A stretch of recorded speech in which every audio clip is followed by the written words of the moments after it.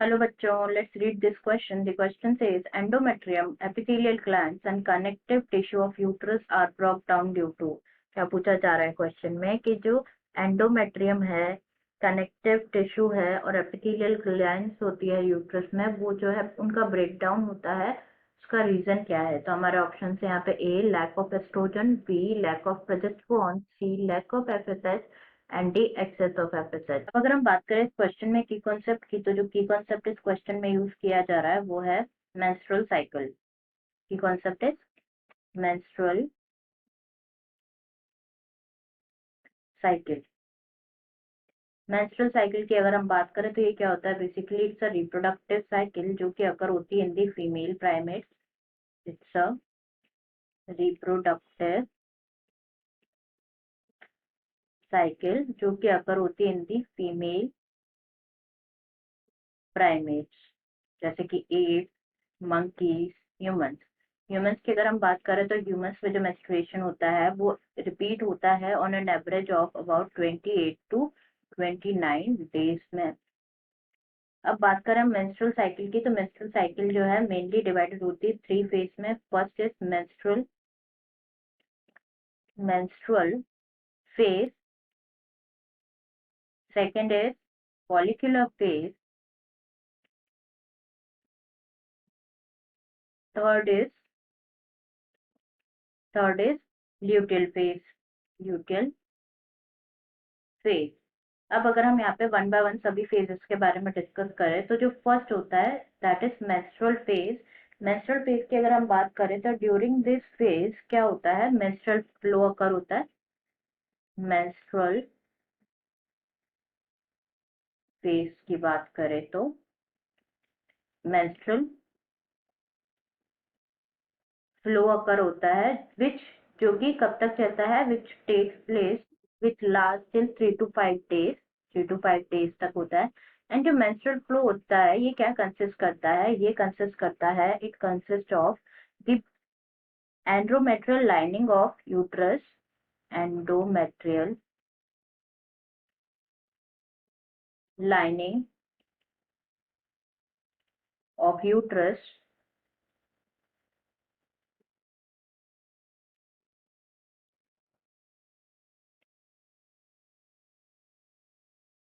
Endometrial lining uterus की epithelial glands और connective tissues, epithelial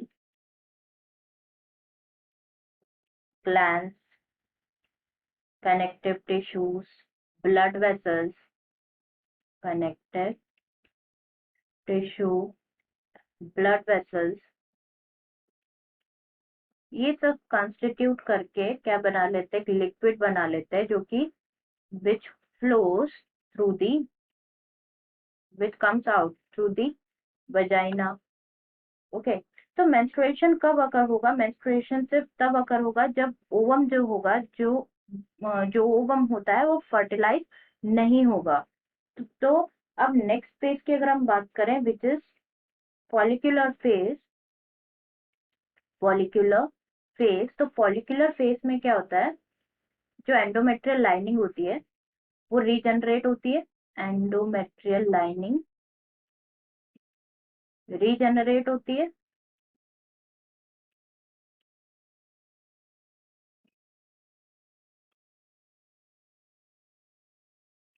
and जो प्राइमरी फॉलिकल्स होते हैं, प्राइमरी फॉलिकल्स होते हैं, इट डेवलप्स, और ये क्या होता है? जो प्राइमरी फॉलिकल होता है वो ग्रो करता है और become and they become Graafian follicle. Mature Graafian follicle में कन्वर्ट होते हैं फॉलिकल। एंड जो ग्राफियन फॉलिकल होता है वो क्या कंसिस्ट करता है? ग्राफियन फॉलिकल कंसिस्ट करता है ovum. And during this phase जो चेंजेस होते हैं ओवरी और यूट्रस में वो इंड्यूस होते हैं किससे? जो लेवल्स होते हैं पिट्यूटरी हार्मोन्स और ओवेरियन हार्मोन्स के जो चेंजेस होते हैं इनकी वजह से होता है ना। नाउ अब क्या होता है? सिक्रीशन होता है of the gonadotropins, that is LH and FSH का सिक्रीशन होता है। एलएच एंड एफएसएच का सिक्रीशन होता है। तो during this phase, during follicular phase, जो फॉलिकुलर डेवलपमेंट स्टिमुलेट होता है और as well as secretion oestrogen का जो कि ग्रोइंग फॉलिकल्स में से होता है वो भी इंक्रीज हो जाता है, फॉलिकुलर डेवलपमेंट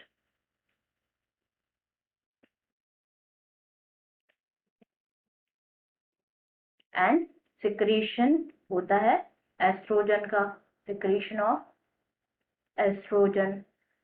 अब क्या होता है during at 14th day,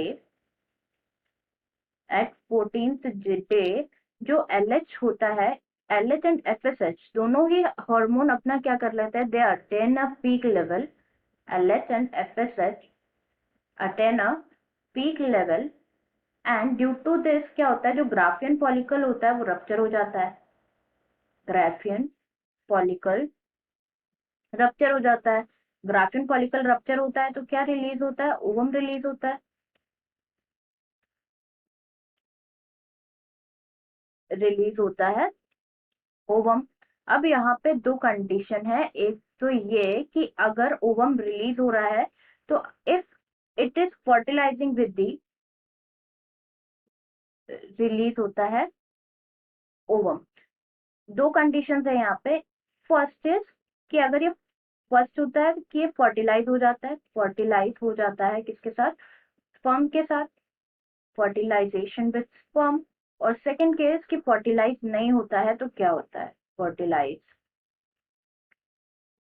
doesn't takes place. हम फर्स्ट केस अगर डिस्कस करें कि जो अगर फर्टिलाइज हो जाता है स्पर्म्स के साथ, रिलीज हो रहा है ओवम, फर्टिलाइज हो जाता है स्पर्म के साथ, तो क्या होता है, ये जो ग्राफियन फॉलिकल होते हैं वो उसके बाद ट्रांसफॉर्म होते हैं into corpus luteum, Graafian follicle convert होते हैं, Graafian follicle into corpus luteum. जो रेमिनेंट्स होते हैं ग्राफियन फॉलिकल के वो बनाते हैं कॉर्पस ल्यूटियम। तो जो कॉर्पस ल्यूटियम है वो सिक्रीट करता है large amount of progesterone, large amount of progesterone secrete करता है। एंड ये प्रोजेस्टेरॉन किसके लिए असेंशियल होता है, ये प्रोजेस्टेरॉन असेंशियल होता है मेंटेनेंस ऑफ एंडोमेट्रियल लाइनिंग। जो एंडोमेट्रियल लाइनिंग है,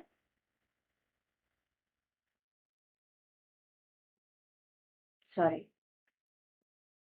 maintenance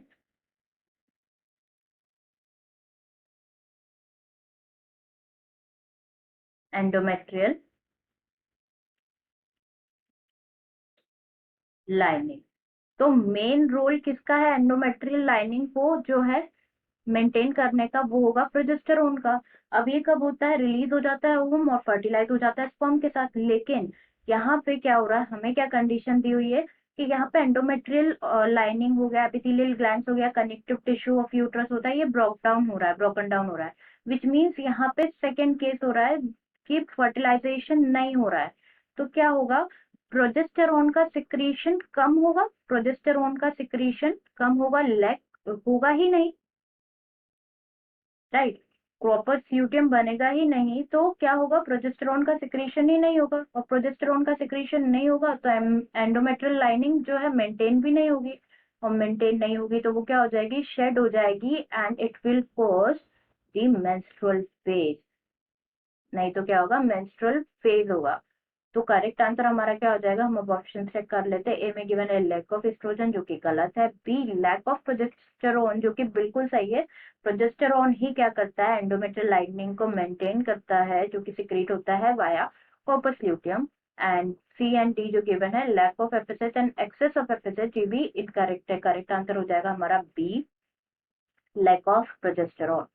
answer is B lack of progesterone. I hope you understood it well. Best of luck.